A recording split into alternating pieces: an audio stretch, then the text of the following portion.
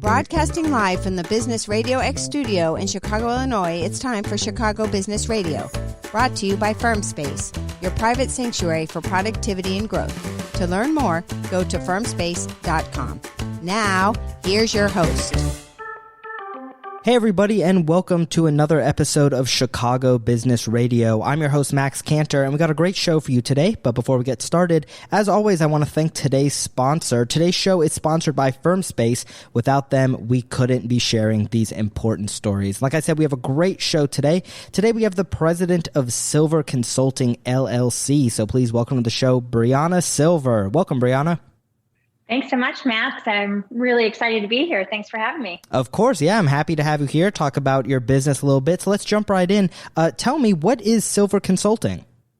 Yeah, I'm happy to share. So Sylver Consulting, we're an innovation research and strategy consulting firm. And so we support mainly Fortune 1000 organizations to future-proof their offerings. So we sit at the intersection of market research, user experience, and design, and really support organizations in three areas. One is around enhancing their brand. So, why do they deserve to be in the marketplace today compared to others, for instance? Fill their innovation pipelines, either looking at next generation products or services or development of wholly new offerings. And then largely around aligning stakeholders around new visions for growth. And what industries do you work in? We work across a lot of different industries. But the three industries that we largely support, at least right now, over the past few years, is healthcare, education, and government. So what's a common mistake that businesses make that you can help alleviate? Well, I would say that a lot of times organizations come to us when they're seeing shifts in their business that they're not quite sure what to do about it. So I would say, if you think about it from a problem standpoint, maybe not super concrete, maybe not what you're expecting hearing, but it's like when somebody has a wicked problem and they're like, we don't know what to do, that's usually when people reach out to us because there's been enough shifts in their marketplace or they're seeing some signals around things are changing, but we're not sure how we need to change to stay relevant. That's when they come to us. So just to kind of put this into hard concrete, a story here. So we had a client, a couple years ago come to us. They were an insurance agency and they said, we are spending more money than sort of what would make sense by the book of business on mental health fees, if you will, or mental health services for individuals who are between 18 and 25 years old. And so, the reason why they were doing that is because basically the emergency room fees were incredibly high. And so what you would deduce is all these things that may be offered service-wise to prevent that emergency room admittance weren't being taken advantage of. But they didn't know why, and they didn't know what they should have instead to, prevent that. And so that's where they would come to us and they said, help us to understand what's really happening and more to develop new services and offerings that can, better support these individuals to prevent them from getting into an emergency room type of situation. And then consequently, helping us from a revenue perspective to not have as many fees going towards emergency rooms. Right. I was on your website and I was reading about how kind of when a company comes to you all, they receive the what, the so what, and the now what. So can you explain that those three steps? You kind of were touching on it a little bit with your story, but I would love to just hear more about that. Yeah, I'm happy to. So if you remember at the start of the conversation, I said, we sit at the intersection of market research, user experience, and strategy. Or maybe I said that, maybe I didn't, but we do. And so, that kind of correlates to what you're just talking about that. So I would say, our market research is really around, what is actually happening in the market? What trends are going on? What does customer behavior look like? What are the needs, both those that are spoken and unspoken. So it's just kind of charting the sort of the landscape of what's happening. The so what piece of it is where our design training kind of comes into play. So it says, okay, if this is what is happening, what are the possibilities of what we could do to change a scenario or a circumstance? What's the range of possibilities, if you will? And then when it comes to, saying, okay, now this is what we're actually going to do, the now what of it, this is where the strategy element comes into play. Because this is now when they're saying, all right, if this is what we could do, this is what we're actually willing to do. And this is why taking this step makes sense for our business at this time. And so there's a lot that goes into that type of decision making around the now what. It's what's happening in the market. It's what your core competencies are, your resources, your timelines, your talent, all of those things factor into ultimately defining the now what. But from working with us, basically customers go through that whole continuum where they really get to diagnose what is actually happening. What are the root causes to the challenges that they're facing? What's the range of things that they could do to respond? And then ultimately committing to, we are going to do these things to have a different outcome. Yeah, it seems, it's really valuable that you guys, like you mentioned, sit at that intersection of market research, user experience, strategy, because you can address so many problems with so many different types of companies. Absolutely. Yep. It's the process that we specialize in. We don't have to have the industry expertise. I mean, I don't know the number off the top of my head in terms of, how many different industries we've worked with over the years. We're coming up on our 19th year of business, and it's been extensive. I mean, anything from, as I mentioned, like healthcare, government, education, industrial products, technology, banking.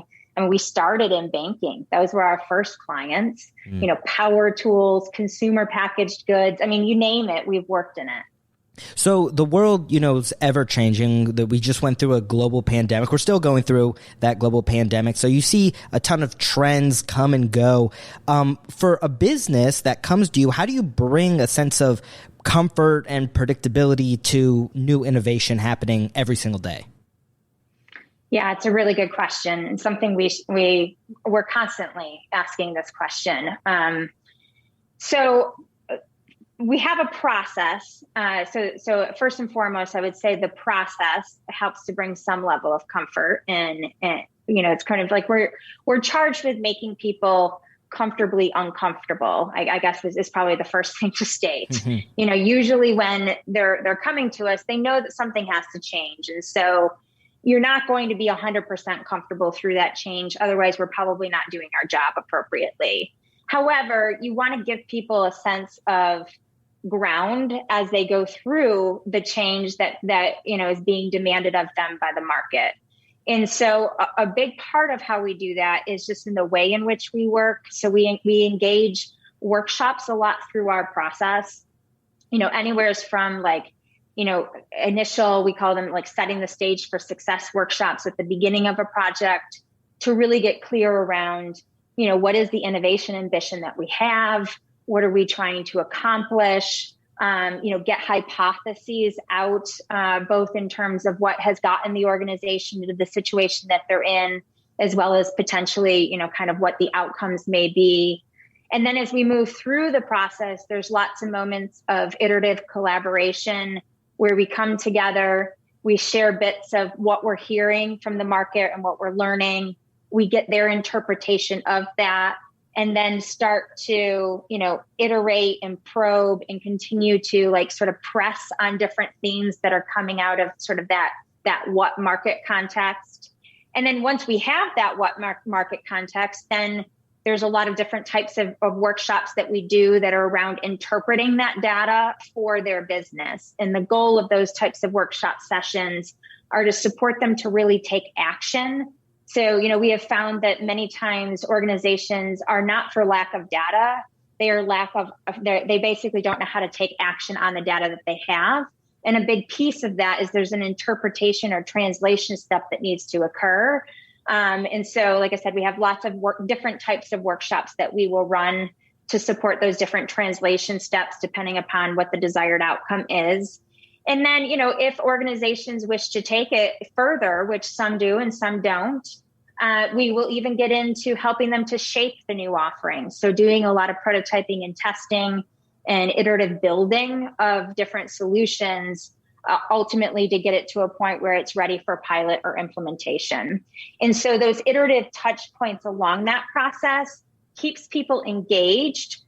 They're bought into not only the fact that change needs to happen, but the vision for what the change needs to be, and they become champions for it. And so even though it may be stretching the organization into new territory that can feel uncomfortable, there's a level of investment and engagement and excitement that really leaves them energized to want to advocate for that change as well. And now, are you working with companies just in the United States, or do you work with companies all over the world? We work with companies all over the world. At this moment in time, I think we've done work in 39 different nations across the world, in many of those nations multiple times. Like if you think about some of the BRIC countries, we've worked with them, numerous times. I would say that a lot of the work that we do internationally, we are a good fit internationally, typically when there's multiple countries engaged. So we have a physical presence in the United States and in Brazil.